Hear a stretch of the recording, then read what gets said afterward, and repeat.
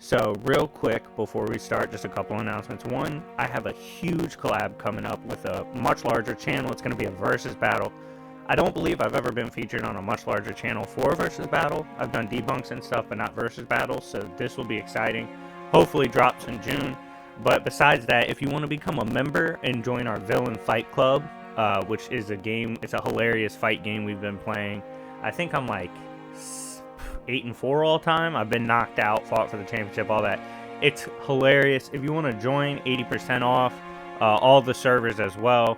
Let me know in the comment section down below and I will hit you up. But anyway, today we have an interesting matchup between Omni-Man from Invincible versus Dracula from Castlevania. I'm going to break down both characters, talk about what I'm using in the battle, and then let you know who I think wins. With that being said, I hope you guys enjoy this, and if you like content like this, hit the like button. If you haven't subscribed, make sure to do so, and hit the notification bell so you see all of my content. But with that being said, I hope you guys enjoy. I'm breaking down Omni-Man first, and let's begin. Born of an alien race, Omni-Man was destined to run among the stars. Fortunately for Earth, he was not as fond of the culture as he should have been. Despite not going full-on Vegeta, Omni-Man was quite a formidable foe in his time as one. In fact, at one point in the comics, Omni-Man is called the strongest being on Earth, even for a Viltrumite. Evidence of this occurs several times, but we have seen him take hits off guard from Mark and just be annoyed. Invincible by that time was already getting stronger and had scrapped Alan the Alien. Omni-Man tanked the punch and explained why Viltrumites hated him. He abandoned his post for a life on Earth. Omni-Man, in terms of strength, has ranges of feats, but we can start off simple and build from there. In a clash with Invincible, while explaining his reasoning and position, Omni-Man was casually slamming and punching Invincible through mountains, causing them to collapse. Omni-Man once got displaced in a different dimension because they felt if they invaded our dimension, the Flaxens that is, that Omni-Man would be in the way on his own turf. In the Flaxen dimension, Omni-Man had his powers inhibited. Still, despite being massively weakened, he escaped and was called the Destroyer in that dimension as he leveled their crown's city and destroyed their civilization. With others, Omni-Man was able to destroy the planet of Viltrum by flying through it. While they said a stable core would kill them, this is likely attributed to the fact that Viltrumites are not good with exposure to high-end heat. The Viltrumites are a race bred to wipe out entire civilizations and bring down planets. They are so dominant that the coalition of planets, including Alan the Alien, had to game plan to stop them. With that considered, Omni-Man can brawl with and kill other Viltrumites, with the lowest of them arguably in lore being capable of potentially surface wiping. This is very impressive.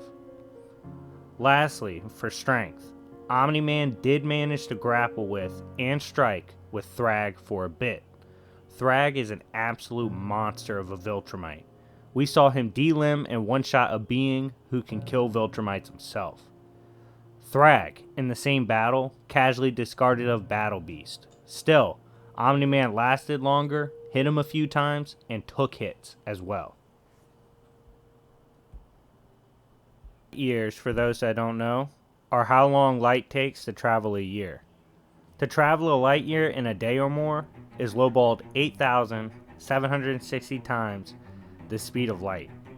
However, this is a horrendous lowball, as we know that Omni-Man traversed a solar system, left it, and found a planet that was habitable in one breath. Viltrumites can hold their breath for up to 2 weeks. He traveled over 100,000 light years plus in one breath. Yeah, Omni-Man is easily MFTL. Invincible was stated to still be slower than Omni-Man, despite Invincible beginning to mature in his powers. Said Invincible, at an even weaker point, could combat beings that can casually travel star systems in moments. He also traveled a day's worth of travel in a moment. Even still, Omni-Man is faster. Omni-Man was always one of the fastest in the verse. Even in time travel, Mark was barely getting away from Omni-Man. And don't get that mixed up, so basically he time traveled back to stop Omni-Man, and he was still slower. Despite having a full scouting report on Omni-Man, Omni-Man also casually blitzed the Guardians. Overall, FTL plus to MFTL is a very safe scale for Omni-Man, with all things considered. Viltrumites are born tough, a race that is made to go about the universe and dominate. Still, Omni-Man can take brawling with them on multiple occasions. He's even killed a couple before, while they tried to kill him. It took extended battle against multiple Viltrumites plus a sneak attack to even momentarily drop him. Omni-Man himself is a brick wall to deal with, literally. His kind are so tough that when matured, they can literally stand there and let the impact hurt you. Omni-Man allowed young Viltrumites to blitz him and try to ram into him. This resulted in them literally exploding on impact with Omni-Man. The guide explains his durability pretty well. Most conventional methods of damage and injury won't hurt Omni-Man due to his Viltrumite lineage. He also has incredible stamina, going for an unspecified amount of time without exhaust. Only time this seems to really be tested is against relative or stronger foes. He also can regen and heal from heavy damage fast, but too much damage can indeed drop him and even overwhelm his body's ability to self-heal. Viltrumites don't have the best heat resistance, but they can survive some heat exposure. The way to secure a W over Omni-Man is to damage his heart. If his heart is compromised, his body will not be able to properly repair severe damage. Still, this means you have to damage his heart significantly and deal mortal injuries heavily. That is easier said than done. For intelligence, I don't really hear people discuss the potential battle IQ and experience of Omni-Man. This is a being bred to dominate entire worlds, scour the universe, and spread the Viltrumite way. As admitted by himself, Omni-Man was by no means a rookie to the game. In fact, before even serving the Earth, Omni-Man was putting in work as a Viltrumite soldier for literally thousands of years. That's thousands of years of battles and conflicts to draw upon for intelligence and situational tactics in battle. Again, tying into intelligence, this is another aspect of Omni-Man that I felt is slept on: skill. Thrag, an apex Viltrumite, bred and trained to kill and be supreme since he was conceived, went toe-to-toe with Omni-Man. While he indeed bested Omni-Man, Omni was able to match him at some moments, tag him, and exchange blows. Thrag even commented on his skill when he maneuvered to lessen the damage of a killing blow. It should be no surprise he was stepping to Thrag for a bit because Omni-Man has thousands of years of experience. Even among the warrior race of Viltrumites, Omni-Man was incredibly strong and skilled. He easily squared off with the Viltrumite, who was stated to have trained with the elite of the elite in the society. Despite that, Omni-Man styled on him. You have to be high tier in skill to really stand above Omni-Man. He's an underrated skilled fighter, likely due to him routinely just blitzing and overwhelming characters. Now let's look at hacks. Viltrumites are all physically superhuman, but Omni-Man is elite. He has MFTL speed that includes the hypothetical space skipping speed blitz he might do via the manipulation of atoms. While intense heat can weaken and lead to death for a Viltrumite, they can also withstand stuff like magma. Omni-Man obviously has flight as well, and moves so fast it seems like he vanishes, even to the global warriors. He also can hold his breath for up to 2 weeks in space. Omni-Man also has a healing factor and an almost limitless gas tank due to his genetics. Omni-Man covered, let's take a look over at Dracula. Dracula, aka Big Draco, was a vampire who went to war with humanity after they fated his girl. Spoiler alerts for anyone who hasn't seen the series, but Dracula does indeed go hard. He uses his power as the king of vampires to battle against his own son, Belmont, and humanity as he seeks to bring hell to Earth.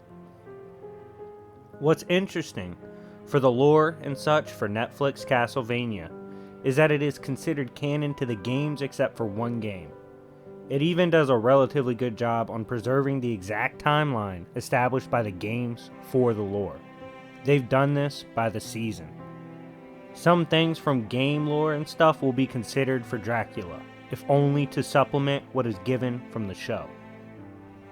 In terms of strength, this gets a bit tricky for Dracula, but there is some things to consider for outside of conventional combative AP. The castle. This is a manifestation of Dracula's power.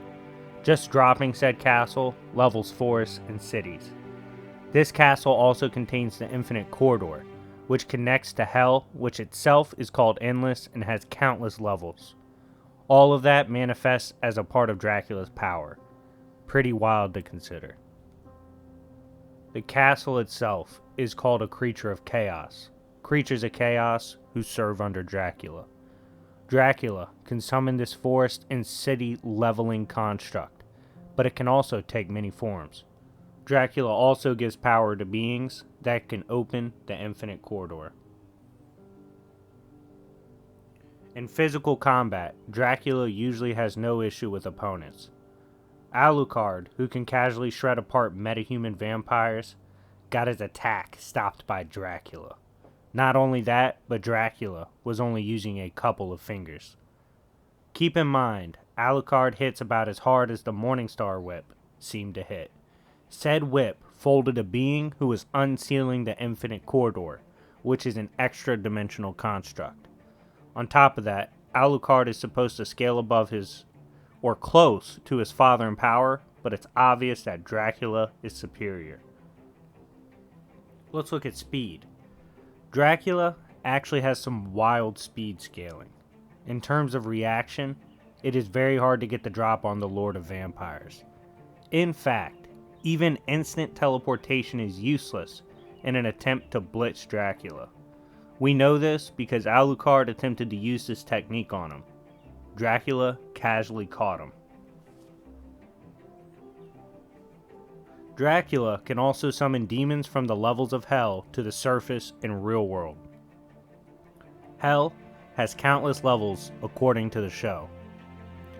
Logically, to drag them up, he has to drag them through countless levels.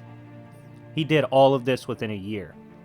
So it took a year for him to drag beings across countless Hell levels. Fast as hell. Bars. Dracula not only summoned and has moved through the countless levels of Hell, but he also proclaimed it came from the guts of Hell itself. This should remove doubt of the speed at which Dracula operates. He wasn't just summoning and dragging from the fringes. Dracula is the definition of tanky.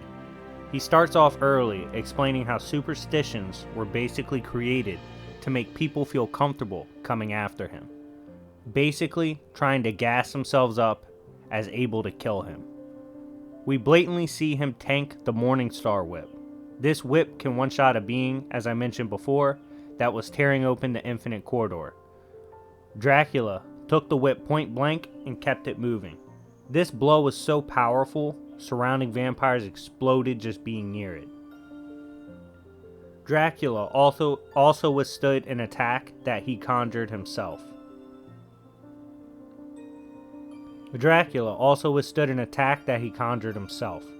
This same attack completely blasted through Dracula's castle walls. Why is this wild? Simple. These walls literally take 0 damage being point blank on an impact that levels forests. That's not normal by any means. This attack is negged by Dracula's durability.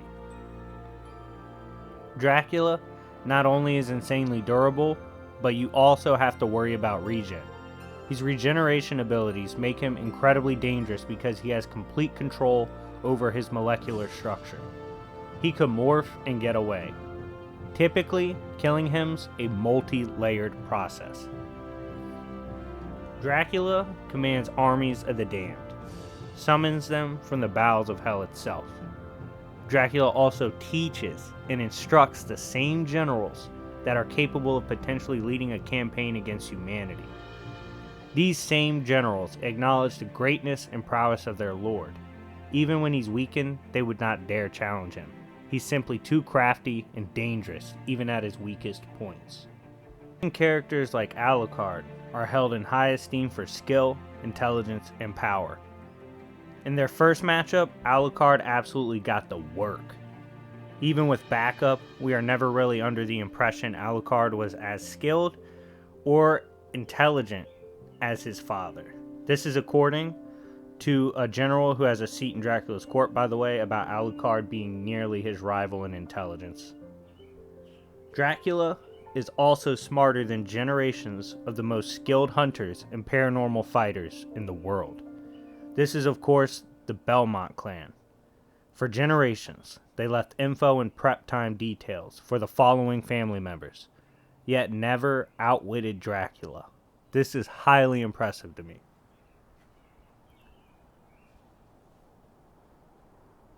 Dracula has gone toe-to-toe with the likes of Trevor Belmont, no issues. Belmont comes from a line of people who trained their entire lives to bring an end to the evil beings. Belmont even matched Alucard himself in skill. Dracula easily went toe-to-toe with both, while both used their full arsenals. Not only is he skilled enough to combat Alucard and Belmont, he is skilled enough to fight both at the same time. He also fought off a magic user at the same time. His ability to balance a defensive stance against 3 separate styles of attacks and attackers gives me faith he will go toe-to-toe in a 1v1 with most for skill. It makes sense his skill level is so high given his position and who he has faced, as well as who he has instructed. Let's look at hacks. Transformations. Dracula is always down to utilize transformations during battle. He himself can set himself ablaze or turn into fire entirely. He also can transform into a platoon of bats to swarm or scatter. This provides variety to his arsenal. Dracula also has the ability to completely transform the battlefield. He did so in the initial pull-up on humanity. This included literally turning the sky into blood and fire. This can be potent, especially if the opponent does not expect it. He also can fly, likely can teleport, and can summon his castle and other things. Dracula can conjure up hellfire and hellfire-based spells. This fire comes from the dimension of hell itself and is not natural fire. This fire can also one-shot walls and structures inside of Dracula's own castle. Like I said before, the castle can endure forest and city-wiping impacts. He also can spam the fire as well. So, if these two were to clash, who do I see coming out on top? Well, physically, it's interesting because they take different components of the physical department. Physical strength, I favor Omni-Man. Dracula's scaling's a little too weird in AP department for me to trust it over Omni-Man, so I'm taking the physical AP. I'm giving it to Omni-Man. Speed, giving it to Dracula. He has higher scaling for speed. I think consistently he should be considered faster, given like he can jump from hell, summon beings from hell, things like that. Durability, I think I'd favor Dracula slightly, although in terms of physical AP, Omni-Man can take whatever Dracula's hitting him with physically. He should be able to, no problem. Skill-wise, I don't think it matters as much. Hacks, Dracula. And ultimately, I think the battle does come down to the hacks. And Dracula's hacks, particularly Hellfire. The fact he can turn into Hellfire itself and just swarm Omni-Man, who doesn't do the best with heat. I feel like Hellfire eventually will wear down Omni-Man. He's going to constantly be able to transform, summon his castle, use his castle, too fast for Omni-Man to hit. Eventually, the Hellfire and speed will be too much, will bypass the durability, and eventually overwhelm and overall defeat Omni-Man. Not to mention, if things went bad, Dracula has access to the Infinite Corridor, potentially could BFR. But yeah, in the end, I favor Dracula about 7 times out of 10. Mid to high diff. Only time he loses if he just decides to physically brawl, but that'd be stupid. Wouldn't make sense. I mean, in character, he like turns into fire more. But yeah, overall, I think Dracula takes it. Anyways, guys, thank you for watching. If you like videos like this, like I said before, make sure to hit the like button if you haven't already. It's been your boy, YFV, and I'll see y'all later. Peace.